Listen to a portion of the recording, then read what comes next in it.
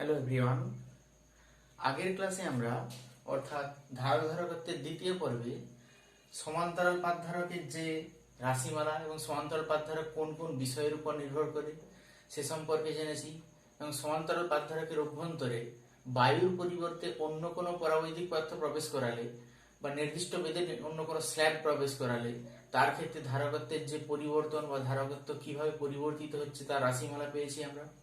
আজ আমরা সেই ধারকেরই অর্থাৎ নির্দিষ্ট প্রকার ধারকের মধ্যে যে সমান্তরাল পাতধারক পেয়েছিলাম সেই সমান্তরাল পাতধারকের পরবর্তী যে গোলীয় ধারক বা তার করেসপন্ডিং যে শক্তি ঘনত্ব সে সম্পর্কে জানবো। সুতরাং আজকের আলোচনার বিষয়বস্তু হচ্ছে গোলীয় ধারকের ধারকত্ব, যেখানে গোলীয় ধারক দুটো সমকেন্দ্রিক গোলক। এখন এই সমকেন্দ্রিক গোলকের যে ধারকত্ব তার ক্ষেত্রে দুটো ঘটনা ঘটতে পারে, একটা বাইরেরটা ভূসংলগ্ন বা ভেতরেরটা ভূসংলগ্ন। আবার তড়িৎ ক্ষেত্রে শক্তি ঘনত্ব এটা নির্ধারণ করতে হবে। ধারকের সমবায় শ্রেণী এবং সমান্তরাল সমবায়ের তুল্য ধারকত্ব নির্ণয়ের যে রাশিমালা সেটা প্রতিষ্ঠা করতে হবে। কিছু গাণিতিক সমস্যা ওই ধারক সম্পর্কিত এবং বিভিন্ন প্রকার ব্যবহারিক যে ধারকগুলো রয়েছে আমাদের পরিবর্তনশীল ধারক, ইলেকট্রোলাইটিক ক্যাপাসিটর অর্থাৎ যে ক্ষেত্রে আমার অ্যানোড এবং ক্যাথোড ব্যবহৃত হচ্ছে। আর রয়েছে আমাদের কাগজ ধারক বা পাত ধারক। এছাড়া স্থির তড়িৎ যন্ত্র এবং স্থির তড়িৎ যন্ত্রের যে নির্দিষ্ট প্রকার যে আবেশ যন্ত্র ভ্যান ডে গ্রাফ জেনারেটর, সেই ভ্যান ডে গ্রাফ জেনারেটরের গঠন কার্যনীতি সম্পর্কে ব্যাখ্যা করব, ব্যবহার দেখব কোথায়, বিশেষ কিছু প্রশ্নের ব্যাখ্যা করব। So let's start. গোলীয় ধারক বলতে কি বোঝাচ্ছে? গোলীয় ধারকের ক্ষেত্রে দুটো সমকেন্দ্রিক গোলক যেগুলো দুটো আলাদা আলাদা ব্যাসার্ধের। এটা একটা ভেবে নিতে পারি গোলক যার ব্যাসার্ধ R1, অপর আরেকটা গোলক যার ব্যাসার্ধ R2। এখন এই দুটো গোলক যার মাঝে বায়ু বা অন্য কোনো পরাবৈদ্যুতিক পদার্থ রয়েছে এবং এর একটা যে কোনো একটা গোলককে যদি আমরা ভূসংলগ্ন করি এবং অপর গোলককে যদি আধান দিই সেক্ষেত্রে ওই গোলকদ্বয় ধারক গঠন করবে, ওই গোলকদ্বয় ধারক গঠন করবে। এখন এই গোলীয় ধারক দুটো প্রকৃতি হতে পারে, যে ক্ষেত্রে বাইরেরটা ভূসংলগ্ন করা যেতে পারে আর ভেতরটাতে আধান দেওয়া যেতে পারে। ধরে নিচ্ছি ভেতরটাতে +Q পরিমাণ আধান দিলাম, তাহলে দুটো ঘটনা, একটা হচ্ছে বাইরেরটা ভূসংলগ্ন হতে পারে, ভেতরেরটা আধান দিয়ে যেতে পারে। আরেকটা ক্ষেত্রে ভেতরেরটা ভূসংলগ্ন করতে পারি, বাইরেরটাতে আধান দিতে পারি। তো দ্বিতীয় প্রকারটা আমরা পরবর্তী পর্যায়ে করব। প্রথম ক্ষেত্রে তাহলে পেলাম যে বাইরেরটা ভূসংলগ্ন অর্থাৎ R2 ব্যাসার্ধের যেটা সেটা হচ্ছে ভূসংলগ্ন আর R1টা হচ্ছে +Q আধানে আহিত।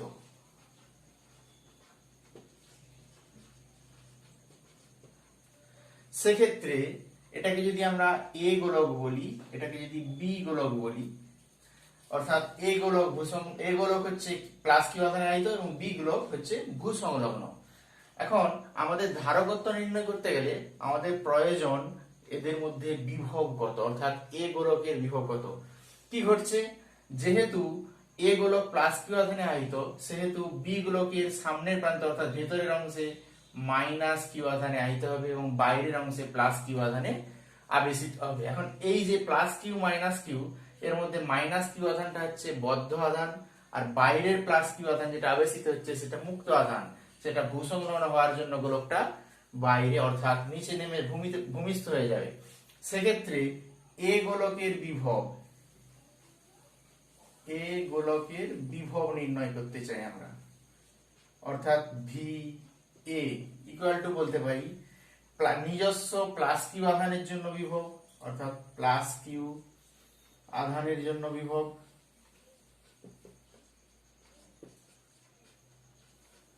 যুক্ত B গোলকের -Q আধানের জন্য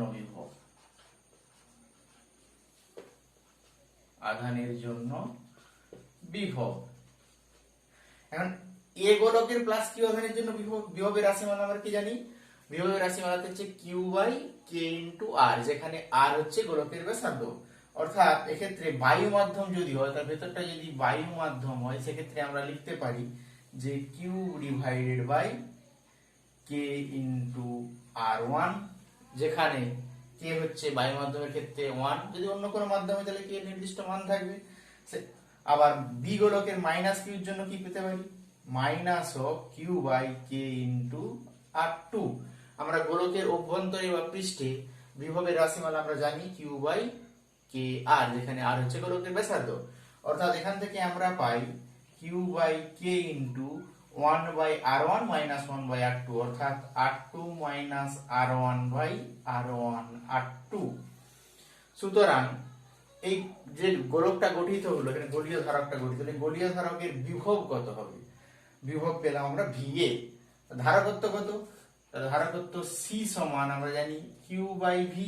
তাহলে কিউ বাই ভি করলে আমরা পেতে পারি K into R1 R2 divided by R2 minus R1। এটাই হচ্ছে এই যে ধারক গঠন হয়েছে সেই ধারকের ধারকত্ব। এখন আমরা দেখে নিই R2 দিয়ে যদি ভাগ করে দিই কি পাই, এক্ষেত্রে R1 divided by 1 minus R1 by R2। R2 tends to 0 হলে, R2 টেন্ডস টু ইনফিনিটি হলে, R2 টেন্ডস টু ইনফিনিটি বলতে কি বোঝায়, কেবলমাত্র এ গোলক অবস্থান করছে যাতে আমরা কিউ পরিমাণ আধান দিয়েছি, এবং ভূসংলগ্ন গোলকটা হচ্ছে পৃথিবী পৃষ্ঠ বা বলতে পারি যে অসীমে অবস্থান করছে। সেক্ষেত্রে R2 টেন্ডস টু ইনফিনিটি হলে C সমান হয় K into R1, because R2 tends to infinity হলে R1 by R2 tends to 0, তাহলে অতএব C সেখানে হয় কে ইন্টু R1, যেটা আমরা গোলীয় ধারকের ধারকত্ব কেবলমাত্র একটা সিঙ্গেল গোলক যাতে কিউ পরিমাণ আধান দিয়েছি, যার ব্যাসার্ধ R1 হলে সেক্ষেত্রে সিজিএস পদ্ধতি গোলীয় ধারকের ধারকত্বের রাশিমালা আমরা পেয়েছিলাম C equal to K into R1, অর্থাৎ C প্রপোর্শনাল টু ব্যাসার্ধের সঙ্গে সমানুপাতিক। C হচ্ছে ব্যাসার্ধের সঙ্গে সমানুপাতিক। এসআই পদ্ধতিতে কি হবে, কে এর জায়গায় 4 পাই এপসাইলন নট বা 4 পাই এপসাইলন, বায়ু মাধ্যম হলে 4 পাই এপসাইলন নট, আর অন্য কোনো মাধ্যম হলে 4 পাই এপসাইলন। এটা হচ্ছে আমাদের সেই গোলক যার ক্ষেত্রে বাইরেরটা ভূসংলগ্ন, ভেতরেরটাতে আধান দেওয়া আছে, তার ধারকত্বের রাশিমালা। দ্বিতীয় ক্ষেত্রে এ পরিবাহী অর্থাৎ R1 ব্যাসার্ধের যে গোলক সেটা যদি ভূসংলগ্ন করা হয়, এবং বি পরিবাহী অর্থাৎ R2 ব্যাসার্ধের গোলক যদি ভূসংলগ্ন করি, সেক্ষেত্রে আমরা বি এই R2 ব্যাসার্ধের গোলক অর্থাৎ বি কে যদি কিউ আধানে আহিত করি, কিউ আধানের দুই পার্শ্বে অর্থাৎ কিউ আধানের ভেতরের পৃষ্ঠের সামনে এবং বাইরের পৃষ্ঠে দুটো ক্ষেত্রেই ভূসংলগ্ন পরিবাহী অবস্থান করছে। কোথায় কোথায়, কিউ আধান, কিউ যে গোলক তার বি যে গোলক, সে বি গোলকের ভেতরে কি হচ্ছে এ গোলকটা ভূসংলগ্ন, আবার বি গোলকের বাইরে পৃথিবী পৃষ্ঠ সেটাও ভূসংলগ্ন। অর্থাৎ কিউ যে আধানটা দিলাম সেই কিউ আধান দুই বিপরীত পৃষ্ঠেই যেহেতু ভূসংলগ্ন পরিবাহী অবস্থিত বিপরীত পৃষ্ঠের সামনে, তো সেক্ষেত্রে কিউ আধানটা দুটো পার্টে ভেঙে যাচ্ছে, অর্থাৎ Q1 এবং Q2। তাহলে কিউ সমান আমরা বলতে পারি Q1 প্লাস Q2। Q1টা কি, Q1টা হচ্ছে বিপরীত পৃষ্ঠে বাইরের পৃষ্ঠে বি গোলকের বাইরের পৃষ্ঠে আধান, আর Q2 হচ্ছে বি গোলকের ভেতরের পৃষ্ঠে আধান। এখন আবেশের জন্য কি হবে, Q2 আধানের সমান এবং বিপরীত পরিমাণ আধান মাইনাস Q2 পরিমাণ এই গোলকে আবেশিত হবে, এবং এই মাইনাস Q2 যেহেতু বদ্ধ আধান তাহলে এই গোলকের মধ্যে অবস্থান করবে। এখন আমরা এর ধারকত্ব নির্ণয় করার জন্য বি গোলকের বিভব নির্ধারণ করা প্রয়োজন, অর্থাৎ বি গোলকের বিভব, তাহলে বি গোলকের বিভব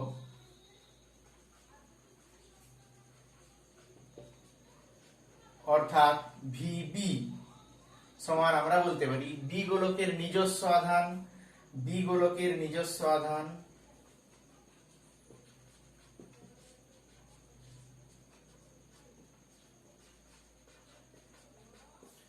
প্লাস কিউ এর জন্য বিভব প্লাস এ গোলকের মাইনাস Q2 আধানের জন্য বিভব।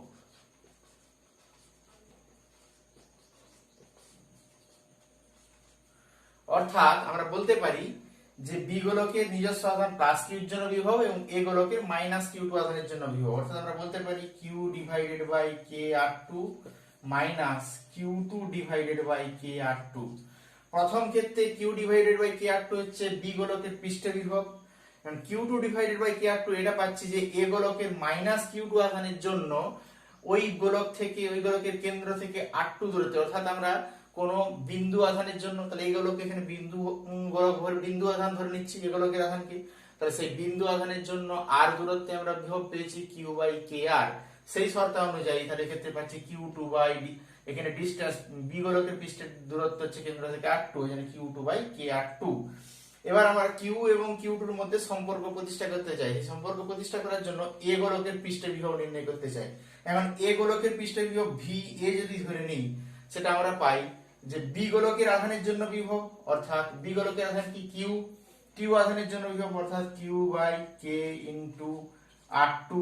তার কারণ কি, গোলকের অভ্যন্তরের বিভব গোলকের পৃষ্ঠের বিভবের সঙ্গে সমান অর্থাৎ Q by K R two সঙ্গে সমান, এবং মাইনাস কিউ টু আধান অর্থাৎ নিজস্ব আধানের জন্য যে বিভব Q two by K R one, যেটা হচ্ছে এ গোলকের বিভব। এখন এ গোলক যেহেতু ভূসংলগ্ন রয়েছে, তাহলে অর্থাৎ পৃথিবীর সঙ্গে সংযুক্ত, পৃথিবীর বিভবের সঙ্গে সমান হবে, পৃথিবীর বিভব শূন্য ধরে নিই আমরা, অর্থাৎ ভি এ সেখানে আমরা পাবো জিরো। সুতরাং আমরা ভি এ হচ্ছে জিরো, ভি এ জিরো হলে আমরা পাই এখান থেকে যে কিউ ইকুয়াল টু অর্থাৎ কিউ টু ইকুয়াল টু পাই R one divided by R two into Q. সুতরাং কিউ টু আমরা পেয়েছি R one divided by R two into Q, অর্থাৎ ভিবি আমরা পেতে পারি এখান থেকে যে one by K R two into Q minus Q two, অর্থাৎ R one by R two into Q. Q যদি কমন নিয়ে নিই এখান থেকে পাই আমরা যে আর টু মাইনাস আর ওয়ান, উপরে আছে Q into R two minus R one divided by K R two square. এটা হচ্ছে আমাদের বি গোলকের বিভবের রাশিমালা, অর্থাৎ আমরা বি গোলকের বিভব পেলাম Q into R two minus R one by K R two square. সুতরাং এই যে সমস্যাটা গঠিত হয়েছে ধারক সমস্যা, সেই ধারকের ধারকত্ব সি সমান আমাদের কি পেতে পারি Q by VB, Q by VB, and Q by VB সমান কি বলতে পারি, তাহলে K into R two square divided by R two minus R one. তাহলে এটাই হচ্ছে আমাদের এই যে ধারক সংস্থা, যার ক্ষেত্রে ভেতরের গোলক দুটো সমকেন্দ্রিক গোলকের মধ্যে ভেতরের গোলক ভূসংলগ্ন, বাইরের গোলক কিউ আধানে নির্দিষ্ট আধানে আহিত, তার ক্ষেত্রে ধারকত্বের রাশিমালা সি পেয়েছি আমরা K into R two square divided by R two minus R one, যেখানে আর টু হচ্ছে বাইরের গোলকের ব্যাসার্ধ, আর ওয়ান হচ্ছে ভেতরের গোলকের ব্যাসার্ধ। তড়িৎ ক্ষেত্রের শক্তি ঘনত্ব বলতে বোঝায় যে কোন তড়িৎ ক্ষেত্র কত পরিমাণ শক্তি ধারণ করে রেখেছে। শক্তি ঘনত্ব বলতে কি বোঝাচ্ছে, তাহলে একক আয়তনে কত পরিমাণ শক্তি ধারণ করে রেখেছে। এখন এই শক্তি ধারণ সেটা আমরা নির্ধারণ করতে পারি, কোন তড়িৎ ক্ষেত্রে আমরা পেয়েছি কোন ধারকের সঞ্চিত শক্তির রাশিমালা পেয়েছি, অর্থাৎ সঞ্চিত শক্তির রাশিমালা আমরা জানি U equal to half C V square, অর্থাৎ U equal to half C V square. এখন সি যদি এখানে দুটো সমান্তরাল পাতধারক ভেবে নিই, সমান্তরাল পাতধারকের ক্ষেত্রফল যেখানে এ, ওদের মধ্যবর্তী দূরত্ব ডি, তাহলে অর্থাৎ এক্ষেত্রে ওদের যে আয়তন, মধ্যবর্তী যে আয়তন, সেটাকে আমরা লিখতে পারি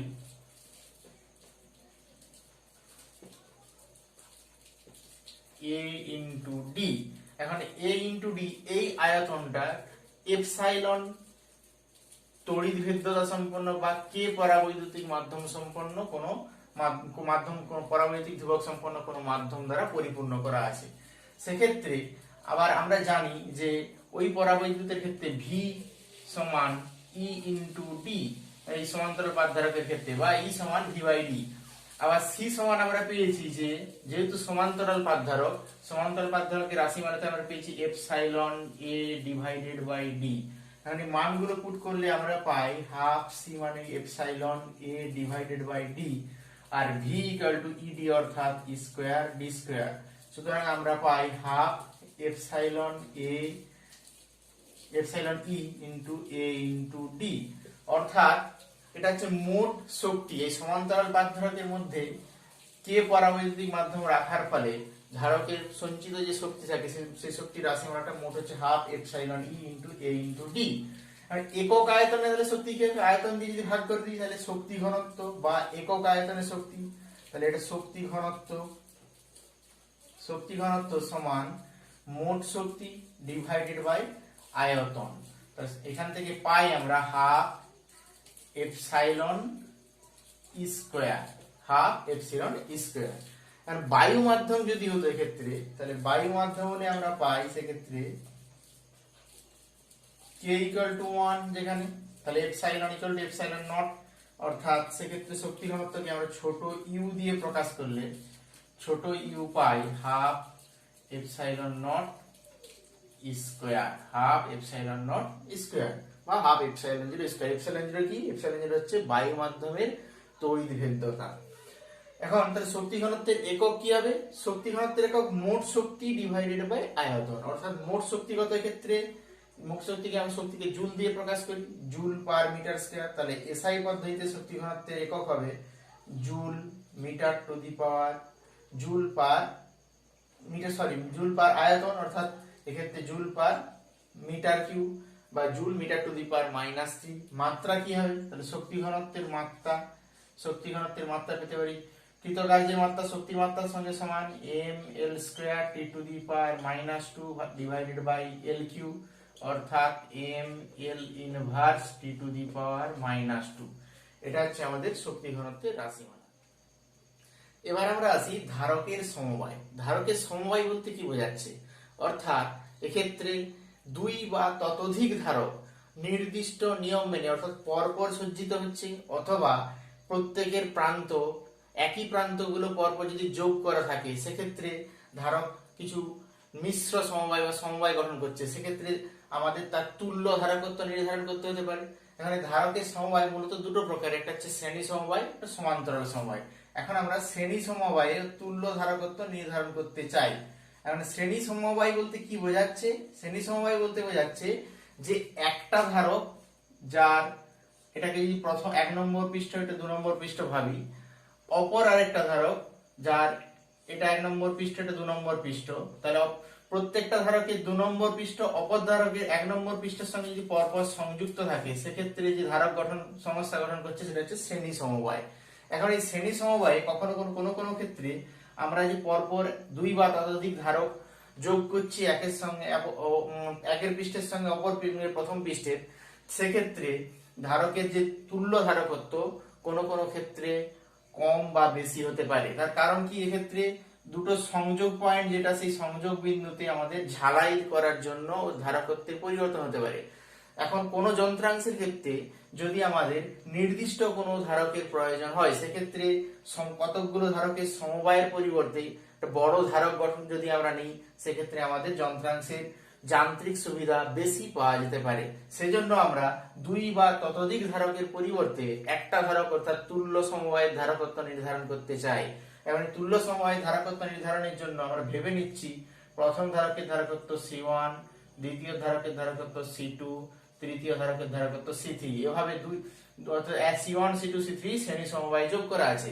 এখন এর সঙ্গে যদি আমরা ব্যাটারি যোগ করি একটা, তো ব্যাটারি যোগ করলে পাই যে প্রত্যেক যেহেতু শ্রেণী সমবায় যোগ আছে সেক্ষেত্রে প্রথম ধারকে যদি প্রথম পাতে প্লাস কিউ আধান আবিষ্ট হয়, একই রকম ভাবে প্রত্যেকটা ধারকের ক্ষেত্রেও দ্বিতীয় পাতে মাইনাস কিউ আবিষ্ট হবে। আবার এই পাতের ক্ষেত্রে কি হবে? প্লাস কিউ আবিষ্ট হবে, মাইনাস কিউ আবিষ্ট হবে। কেন? প্রথম পাতে প্লাস কিউ হলে অর্থাৎ এই অংশে প্লাস, তাহলে এক্ষেত্রে মাইনাস। একই রকম ভাবে দূরের প্রান্তে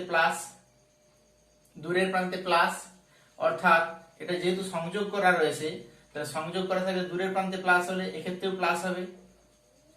আবার এক্ষেত্রে মাইনাস, প্লাস মাইনাস, এভাবে যদি আমরা দেখে নিই যেহেতু তাহলে কি পাবো? এক্ষেত্রে প্রত্যেকটা ধারকে কিউ পরিমাণ আধান সংযুক্ত রয়েছে, অর্থাৎ শ্রেণী সমবায়ে প্রতিটা ধারকের আধান হয় কিউ। অর্থাৎ আমরা বলতে পারি C1 ধারক, কিন্তু ওদের দুই প্রান্তে যে বিভব পার্থক্য সেগুলো আলাদা। এটার বিভব যদি V1, এটার বিভব যদি V2, এটার বিভব যদি V3 হয় সেক্ষেত্রে আমরা পাই যে V1 equal to Q by C1, V2 equal to Q by C2, V3 equal to Q by C3।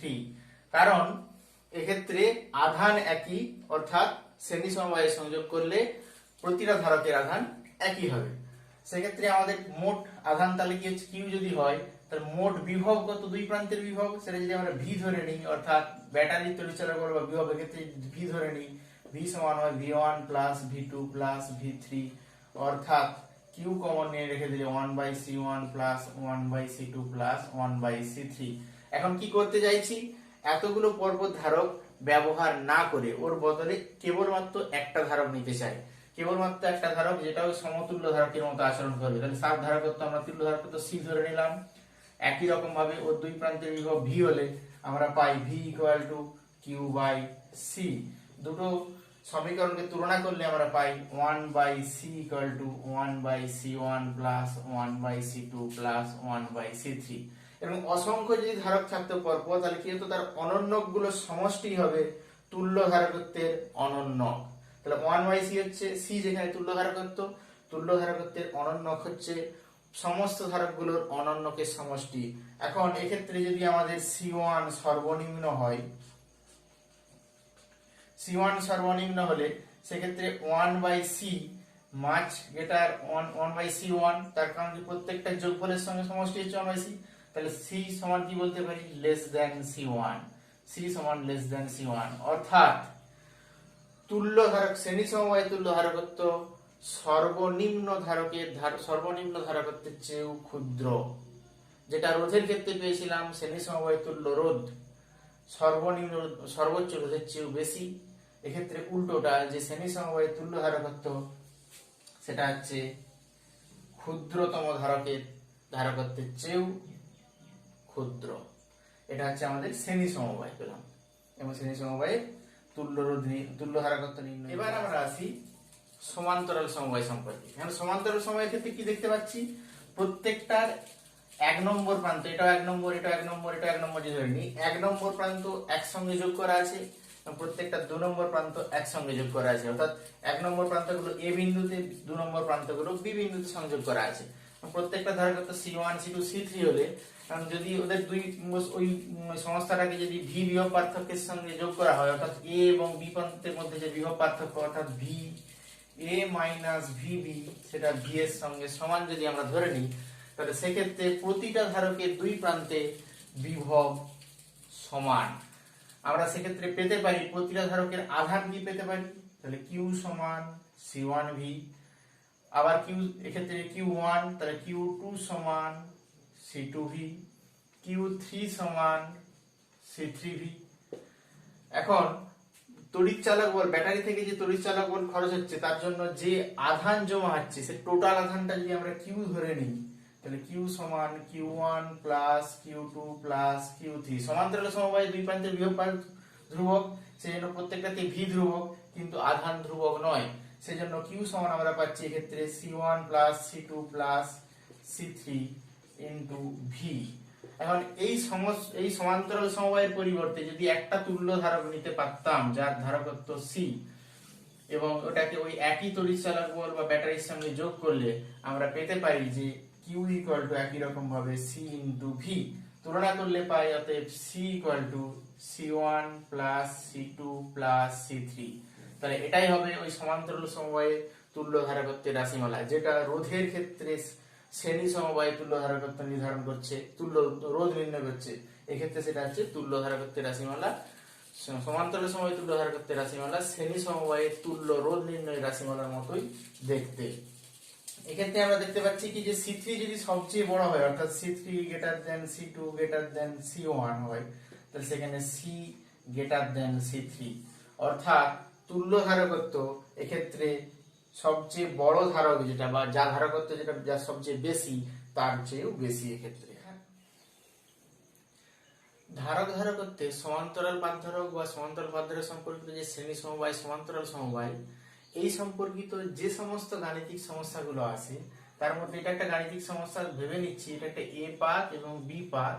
এ পাতের ক্ষেত্রে কতগুলো পাত পরস্পর বেরিয়ে গেছে, এবং সেই পাতের ঠিক মাঝে মাঝে বি পাত থেকে কতগুলো পাত যোগ হয়েছে, অর্থাৎ কতগুলো সমান্তরাল পাদধারক পেয়েছি। আমরা যদি ভেবে নিই, এটা 1, এটা 1 ড্যাশ, এটা 2, এটা 2 ড্যাশ পাত, এটা 3, এটা 3 ড্যাশ পাত, সেক্ষেত্রে আমরা পাই 1 এবং 1 ড্যাশ মিলে একটা ধারক গঠন করছে, যেখানে 1 ড্যাশ মিলে একটা ধারক। একই রকম ভাবে 1 ড্যাশ এবং 2, অর্থাৎ 1 ড্যাশ এবং 2 মিলে একটা ধারক আবার গঠন করছে 2 ড্যাশ মিলে, অর্থাৎ 2 এবং 2 ড্যাশ মিলে একটা ধারক গঠন করছে, তাহলে 2 ড্যাশ মিলে একটা ধারক গঠন করছে। 2 ড্যাশ 3, তাহলে 2 ড্যাশ আর 3 আর 2 ড্যাশ মিলে আর একটা ধারক গঠন করছে। আবার 3 মিলে একটা ধারক গঠন করছে, 3 মিলে গঠন করছে। অর্থাৎ আমরা মোট পাত ক্ষেত্রে 1 2 3 4 5 6 ছটা পাত, ধারক কটা পেয়েছি? 1 2 3 4 5। সুতরাং এক্ষেত্রে আমরা বলতে পারি যে এই যে ধারকগুলো এক্ষেত্রে ছবিতে দেখতে পাচ্ছি সবগুলোর প্রান্তগুলোই 1 ড্যাশ প্রান্তগুলো বি এর সঙ্গে, ড্যাশ প্রান্তগুলো সব বি এর সঙ্গে যুক্ত, আর ড্যাশ বি প্রাইম নয় যেগুলো সেগুলো হচ্ছে এ এর সঙ্গে যুক্ত। অর্থাৎ বলতে পারি এক্ষেত্রে ধারকগুলো সব সমান্তরাল সমবায় আছে। তাহলে অর্থাৎ কি ছটা পাতের জন্য, মোট ছটা সমান্তরাল পাতের জন্য পাচ্ছি আমরা 5টা ধারক। তাহলে n সংখ্যক পাতের জন্য, তাহলে n সংখ্যক যদি আমাদের পাত থাকে তাহলে সেক্ষেত্রে আমরা n-1 সংখ্যক ধারক পাবো। এই যে পাত ধারক গুলো এগুলো সব সমান্তরাল সমবায় সংযুক্ত। সমান্তরাল সমবায় সংযুক্ত হলে এখন এদের প্রত্যেকটার মধ্যে ডিসটেন্স যদি একই হয় এবং প্রত্যেকটা পাতের ক্ষেত্রফল একই এবং প্রত্যেকটার মাঝে একই পরাবৈদ্যুতিক পদার্থ দেওয়া থাকে, সেক্ষেত্রে প্রত্যেকটা ধারকের ধারকত্ব C0 আমরা যদি ধরে নিই, এখানে ε0 a ডিভাইডেড বাই যদি বায়ু মাধ্যম ধরে নিই, তাহলে প্রত্যেকটা ধারকের ধারকত্ব C0 করে আমরা পেতে পারি। অর্থাৎ মোট তুল্য ধারকত্ব হবে C সমান, যোগ হয়ে যাবে এক্ষেত্রে, তাহলে 5 আসে 5 C0 অর্থাৎ 6 - 1 × C0। সুতরাং n সংখ্যক পাত ধারকের ক্ষেত্রে হলে কি হবে? n-1 × C0। তাহলে এই ধরনের গাণিতিক সমস্যা আসতে পারে যেখানে পাতের ক্ষেত্রফল, প্রস্থচ্ছেদের ক্ষেত্রফল, পরাবৈদ্যুতিক মাধ্যম মধ্যবর্তী এবং দূরত্ব যদি দিয়ে দেয়, সেক্ষেত্রে আমাদের n সংখ্যক এবং সমান্তরাল পাতের ক্ষেত্রে তুল্য ধারকত্ব নির্ধারণ করতে হতে পারে। এই ধরনের যদি গাণিতিক সমস্যা দেয় যে ক্ষেত্রে একটা পাত্রে কিছুটা পরিমাণ তরল আছে, সেই পাত্রে একটা পাত ধারক সমান্তরাল পাত ধারক প্রবেশ করানো হলো, যার অর্ধেক অংশ ওই তরলের মধ্যে ঢুকে রয়েছে আর অর্ধেক অংশ বায়ুতে রয়েছে, সেক্ষেত্রে পাত ধারকের তুল্য ধারকত্ব নির্ধারণ করতে হতে পারে।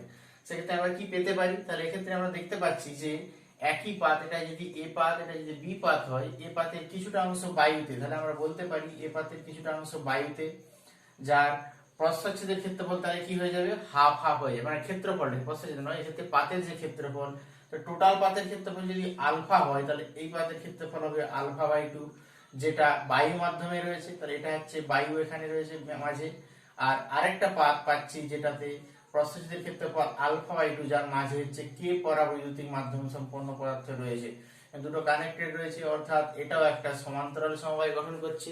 এই সমান্তরাল সমবায় গঠন করলে এর ক্ষেত্রে যদি আমরা C1 হয়, এর ক্ষেত্রে যদি ধারকত্ব C2 হয়, অর্থাৎ তুল্য ধারকত্ব, সেক্ষেত্রে হবে C = C1 + C2। যেখানে আমরা C1 সমান পেয়েছি ε0, আমরা বলতে পারি এখানে ε0 যেহেতু বায়ু মাধ্যম α/2 ডিভাইডেড বাই d প্লাস এক্ষেত্রে k ε0 α/2 × d, অর্থাৎ এক্ষেত্রে ε0 α/2d কমন নিলে আমরা পাই 1 + k। এটাই হবে ওই তুল্য ধারকের ধারকত্ব। তাহলে এই ধরনের গাণিতিক সমস্যা আসতে পারে যেক্ষেত্রে আমাদের মানগুলো বলে দেওয়া থাকবে, কে এর মান, আলফা, ডি দূরত্ব দিয়ে দেবে, সেক্ষেত্রে আমাদের ওই ধারকের ক্ষেত্রে আমাদের তুল্য ধারকত্ব নির্ধারণ করতে হতে পারে। আমাদের যন্ত্রাংশের বিভিন্ন প্রয়োজনে যে ধারকগুলো ব্যবহৃত হয় তার মধ্যে রয়েছে অভ্র ধারক বা ব্লক ধারক। এই অভ্র ধারক কি?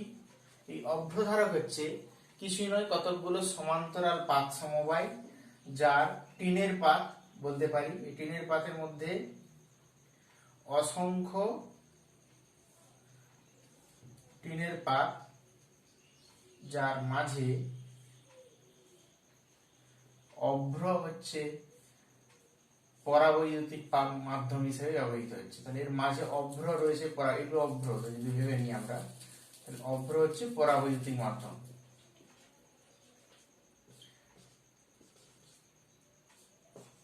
সেক্ষেত্রে এই টিনের পাতগুলোর ক্ষেত্রে যদি আমরা ভাবি,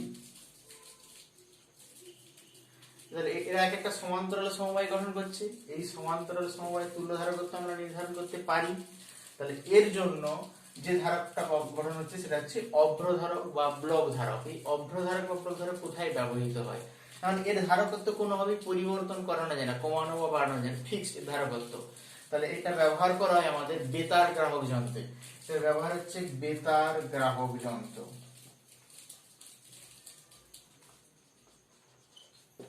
আরেক ধরনের রয়েছে, সেটা হচ্ছে কাগজ ধারক।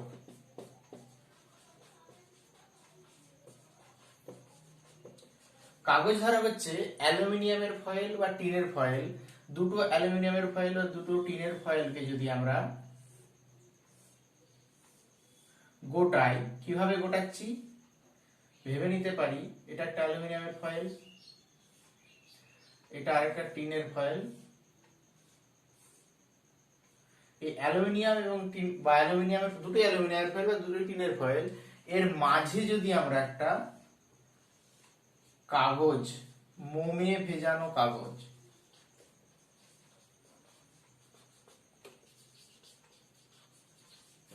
এই মোমে ভেজানো কাগজ যদি প্রবেশ করাই, তাহলে কি হবে, এটা একটা কাগজ ধারকের মতো আচরণ করবে। এখন এক্ষেত্রে গুটিয়ে রাখা হয়, তার কারণটা কি, আয়তন খুব ক্ষুদ্র করা হয়, অর্থাৎ কম আয়তনে বেশি পরিমাণ আধান যাতে ধরে রাখতে পারে, তার জন্য এই কাগজ ধারক ব্যবহার করা। এটা ব্যবহার কোথায়, এটার ব্যবহার মূলত এসি থেকে ডিসি তে ফিল্টার হিসেবে ব্যবহার করা হয়। এসি থেকে ডিসি তে যেহেতু এর ধারকত্ব তুলনামূলকভাবে কম, সেক্ষেত্রে এসি থেকে ডিসি তৈরি করার সময় ফিল্টার হিসেবে ব্যবহার করা হয়। এছাড়া আমরা বিভিন্ন ডায়োড এবং ট্রানজিস্টর বর্তনীতে ব্যবহার করি, তার ডায়োড আর ট্রানজিস্টর বর্তনীতে ব্যবহার করি আমরা। পরিবর্তনশীল পাতধারক ও কতকগুলো সমান্তরাল পাতধারকের সমান্তরাল সমবায় সৃষ্টি হয়েছে। এখন এই একটাকে যদি আমরা এ প্রান্তের যে পাতগুলোকে ফিক্সড রেখে দিই এবং বি প্রান্তের পাতকে যদি আমরা মুভ করানোর ব্যবস্থা রাখি একটা নব দিয়ে, সেক্ষেত্রে আমাদের দুটো ধারকের, দুটো পাতের মধ্যবর্তী গ্যাপের পরিবর্তন হতে পারে। দুটো পাতের মধ্যবর্তী গ্যাপের যদি পরিবর্তন হয়, সেক্ষেত্রে ধারকত্ব হ্রাস বা বৃদ্ধি করা যায়। এখন পাতের মধ্যবর্তী গ্যাপ যদি বাড়ানো হয়, পাতের মধ্যবর্তী গ্যাপ বাড়ালে সি প্রপোর্শনাল টু 1/d আমরা সমান্তরাল পাতধারকের ক্ষেত্রে পেয়েছি। তাহলে ডি যদি বাড়ে সেক্ষেত্রে সি হ্রাস পাবে, আবার ডি যদি কমায় সেক্ষেত্রে সি বৃদ্ধি পাবে। কারণ এই ধরনের যে ধারক, এই ধারকের কোথায় ব্যবহার রয়েছে, এই ধারকের ব্যবহার রয়েছে রেডিওতে। রেডিও, বিভিন্ন বেতার গ্রাহক, রেডিওর কোথায় ব্যবহার রয়েছে, আমরা রেডিওর ক্ষেত্রে বিভিন্ন ফ্রিকোয়েন্সির জন্য চ্যানেল বা সিলেক্ট করি। এখন সেই চ্যানেলের ক্ষেত্রে ফ্রিকোয়েন্সি আলাদা হচ্ছে, অর্থাৎ এখন সেই ফ্রিকোয়েন্সিটা ক্যাচ করবে কিভাবে, আমাদের সি এর পরিবর্তন করে ধারকত্ব যদি পরিবর্তন ঘটায়, যে ধারকত্ব এবং ফ্রিকোয়েন্সি সেক্ষেত্রে নির্ভরশীল একে অপরের উপরে। যে পরিমাণ বা যে বেতার তরঙ্গ এসে, সেই বেতার তরঙ্গের ফ্রিকোয়েন্সি ধারকত্বের উপর নির্ভরশীল হয়। ধারকত্ব পরিবর্তনের সাথে সাথে আমরা বিভিন্ন চ্যানেলের অস্তিত্ব অনুভব করতে পারি। তাই এক্ষেত্রে রেডিওর যে নব, সেই রেডিওর নব একটা হচ্ছে আমাদের বলতে পারি যে পরিবর্তনশীল ধারক। এবার রয়েছে কি ইলেকট্রোলাইটিক ধারক, এটা হচ্ছে পরিবর্তনশীল ধারক। ইলেকট্রোলাইটিক ধারকের ক্ষেত্রে কি, দুটো সমান্তরাল ধারকের পাত, যার একটা পজিটিভ করা হচ্ছে অ্যানোড যেটাকে বলা হচ্ছে, আর একটা ক্যাথোড অর্থাৎ নেগেটিভ প্রাত।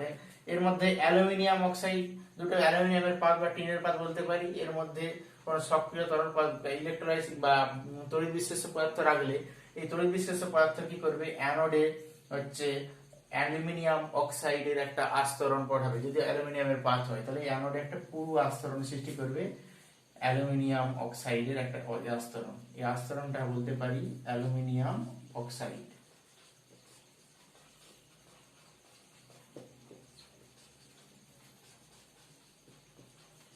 এই অ্যালুমিনিয়ামের অক্সাইড, যেটা অ্যালুমিনিয়াম অক্সাইড, এই আস্তরণটা এক্ষেত্রে অন্তরকের মতো আচরণ করবে। যেমন অ্যালুমিনিয়াম অক্সাইডের আস্তরণ খুব পাতলা হয় সাধারণ ক্ষেত্রে, পাতলা হওয়ার জন্য তাহলে বেদ, অন্তরকের যে বেদ, সেই বেদটা তুলনামূলক কম হয়, অর্থাৎ সি বেশি হয়। সাধারণ ক্ষেত্রে আমাদের যে ইলেকট্রোলাইটিক ক্যাপাসিটর, সেই ইলেকট্রোলাইটিক ক্যাপাসিটরের ধারকত্ব বেশি হওয়ার জন্য কোনো বিশেষ ক্ষেত্রে, যেমন আধান ধারণের জন্য বিভিন্ন ক্ষেত্রে এটা ব্যবহার করা হয়। এবার আমরা আসি স্থির তড়িৎ যন্ত্র বলতে কি বোঝায়। স্থির তড়িৎ যন্ত্র হচ্ছে খুব দ্রুত উপায়ে এবং খুব বেশি পরিমাণে আধান ধারণ করে রাখতে পারবে এমন যন্ত্রই হচ্ছে স্থির তড়িৎ যন্ত্র। এই স্থির তড়িৎ যন্ত্র দুটো প্রকারে, বা একটা হচ্ছে ঘর্ষণ যন্ত্র আর একটা হচ্ছে আবেশী যন্ত্র। ঘর্ষণ যন্ত্রের ক্ষেত্রে ব্যবহার আমাদের তুলনামূলকভাবে কমে গেছে। যেটা রয়েছে আবেশী যন্ত্র, সেই আবেশী যন্ত্রের একটা প্রকার হচ্ছে, বা আবেশী যন্ত্রের একটা উদাহরণ বলতে পারি ভ্যান ডি গ্রাফ জেনারেটর। তাহলে ভ্যান ডি গ্রাফ জেনারেটর হচ্ছে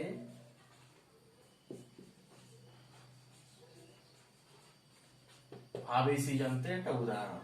এই ভ্যান ডি গ্রাফ জেনারেটর সূচিমুখের তড়িৎ ক্ষরণ ক্রিয়া এবং আহিত পরিবাহীর আধান ধারণ ক্ষমতার উপর নির্ভর করে প্রতিষ্ঠিত।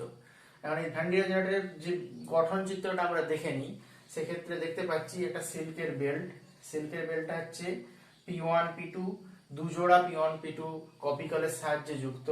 এখন সিল্কের বেল্টটা কোথায় ঘুরছে? সিল্কের P2 যে কপিকল দুটো কপিকল দুটো রয়েছে সেটা হচ্ছে দুটো গোলক A এবং B গোলকের অভ্যন্তরে অবস্থান করছে। এই গোলক দুটো এক স্তম্ভের উপরে ফিক্সড অবস্থান করছে, এটা এক স্তম্ভ, এটা এক স্তম্ভ। এখন ডিসি জেনারেটরের সাহায্যে কি করছি, এই যে কপিকল যুক্ত অংশ, সেই কপিকলের মধ্যে যে বেল্টটা রয়েছে সেটা সিল্কের বেল্ট। এই সিল্ক হচ্ছে অন্তরক পদার্থ, আমরা জানি অন্তরক পদার্থ হতে ওতে আধান দিলে বা আধান দিলে ওতে আবেশিত হয়, কোনোভাবে ওটা ছড়িয়ে পড়বে না চারদিকে।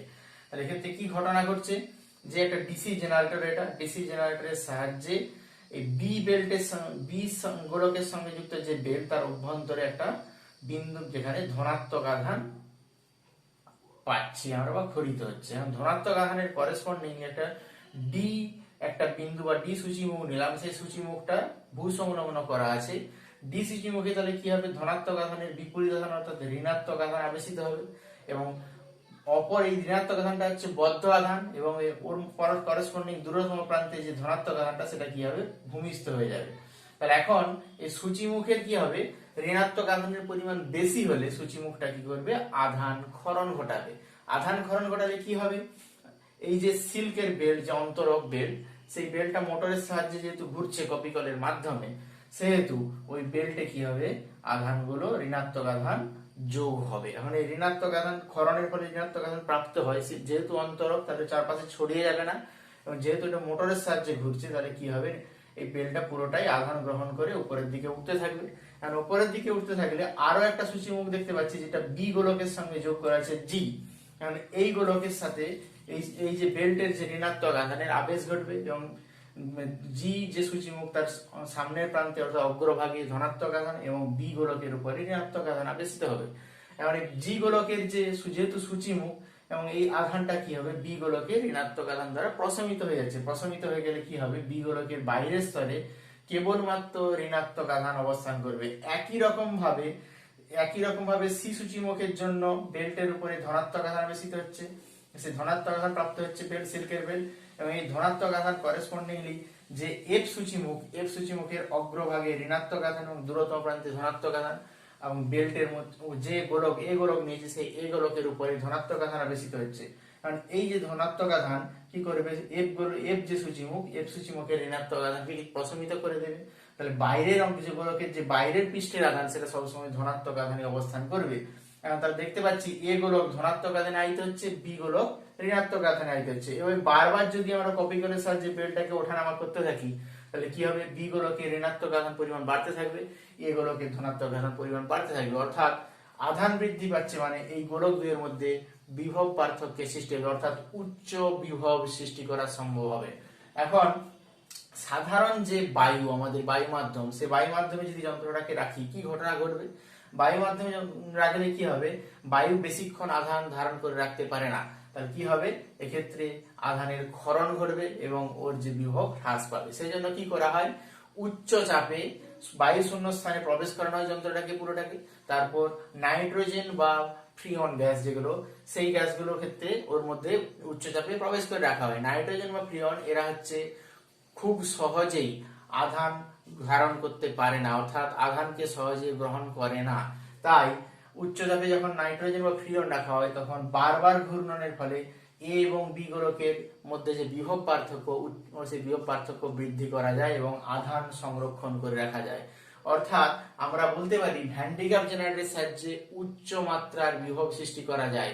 এই উচ্চ মাত্রার বিভব প্রায় বলছে যে 40 লক্ষ ভোল্ট পর্যন্ত বিভব সৃষ্টি করা গেছে। এর ব্যবহার তাহলে কোথায় রয়েছে, ভ্যান ডি গ্রাফ জেনারেটর ব্যবহার তো উচ্চ আধান সৃষ্টি করার জন্য, এবং উচ্চ আধানে বিশিষ্ট আহিত কণা সৃষ্টি করতে পারে এক্ষেত্রে, এবং এক্স রশ্মির যে সৃষ্টি, সেই এক্স রশ্মি সৃষ্টি করতেও এই ভ্যান ডি গ্রাফ জেনারেটর খুব গুরুত্বপূর্ণ। কারণ আমাদের যে কলকাতা সায়েন্স সিটিতে ভ্যান ডি গ্রাফ জেনারেটর রয়েছে, এছাড়া আমাদের যে কর্নেগি ইনস্টিটিউট যেখানে আমেরিকাতে এবং উইসকনসিন বিশ্ববিদ্যালয়ে একটা বিরাট বড় মাপের ভ্যান ডি গ্রাফ জেনারেটর রাখা আছে, যেক্ষেত্রে ওটা 50 লক্ষ ভোল্ট পর্যন্ত বিভব সৃষ্টি করতে পারে। এটা কোথায়? এটা হচ্ছে উইসকনসিন বিশ্ববিদ্যালয়ে যে ভ্যান্ডিকাপ জেনারেটর রাখা আছে সেখানে, যে ভ্যান্ডিকাপ জেনারেটর 50 লক্ষ ভোল্ট পর্যন্ত বিভব পার্থক্য সৃষ্টি করতে পারে। ধারকত্ব এবং ধারক সম্পর্কিত কিছু বিশেষ প্রশ্ন সম্পর্কে আমরা আলোচনা করব। প্রথম প্রশ্ন বলছে সাবান জলের বুদবুদকে তড়িদাহিত করলে বায়ুতে প্রসারিত হল, তড়িদাহিত করা হলো, এবার বায়ুতে যদি প্রসারিত হয় তাহলে এর বিভবের কোনো পরিবর্তন হবে কি? এখন সাবান জলের বুদবুদকে তড়িদাহিত করলে ওর আধানটা ফিক্সড হয়ে গেল, অর্থাৎ আধান কনস্ট্যান্ট। আধান যদি কনস্ট্যান্ট হয় এবং এটা যদি বায়ুতে প্রসারিত হয়, অর্থাৎ আর ব্যাসার্ধ আর বৃদ্ধি পাবে। আর যদি বৃদ্ধি পায় সেক্ষেত্রে আমরা কি পেয়েছি? C proportional to R, CGS পদ্ধতিতে, বাইসাই পদ্ধতিতে 4πε ইনটু আর, অর্থাৎ আর বৃদ্ধি পেলে সি বৃদ্ধি পাবে। আবার বিভব সমান আমরা কি পেয়েছি? V equal to Q by C. তাহলে সি যদি বৃদ্ধি পায় ভি কি হবে? হ্রাস পাবে। অর্থাৎ আমাদের সাবান জলের বুদবুদটা যখন বায়ুতে প্রসারিত হচ্ছে তার ধারকত্ব বৃদ্ধি পাচ্ছে, ধারকত্ব বৃদ্ধি পেলে তার বিভব হ্রাস পাবে। সুতরাং বলতে পারি যে বায়ুতে প্রসারিত হলে সাবান জলের বুদবুদ, নির্দিষ্ট তড়িতে আহিত করা কোনো সাবান জলের বুদবুদ বায়ুতে প্রসারিত হলে এর বিভব হ্রাস পায়। আবার দুটি পরিবাহী প্রত্যেকটাতে সমপরিমাণ তড়িতাধান দেওয়া হয়েছে, তাহলে পরিবাহীগুলোর মধ্যে কি বিভব থাকতে পারে? এখন বিভবের সংজ্ঞা কি পেয়েছি আমরা? যে V equal to Q by C, অর্থাৎ ভি প্রপোর্শনাল টু 1/c, অর্থাৎ কোন পরিবাহীর ধারকত্বের উপরও নির্ভর করছে তার বিভব। পরিবাহীর ধারকত্ব আবার কিসের উপর নির্ভর করে? সি প্রপোর্শনাল টু 1/r, তাহলে কি বলতে পারি? ভি প্রপোর্শনাল টু 1/r, অর্থাৎ পরিবাহীর ব্যাসার্ধ যদি পরিবর্তিত হয় তাহলে পরিবাহীর ধারকত্ব আলাদা। তাহলে দুটি পরিবাহী যাদের ব্যাসার্ধ আলাদা আলাদা হতে পারে তাতে সমান পরিমাণ আধান দিলেও তার বিভব আলাদা হবে। তার কারণ কি? পরিবাহী দুটোর ব্যাসার্ধ আলাদা, অর্থাৎ আকৃতি বা ব্যাসার্ধের ক্ষেত্রে আলাদা পাচ্ছি, আকার বা ব্যাসার্ধ আলাদা পাচ্ছি। এই ধরনের যে সমস্যাগুলো আসতে পারে এক্ষেত্রে। আজ এ পর্যন্তই। Thank you.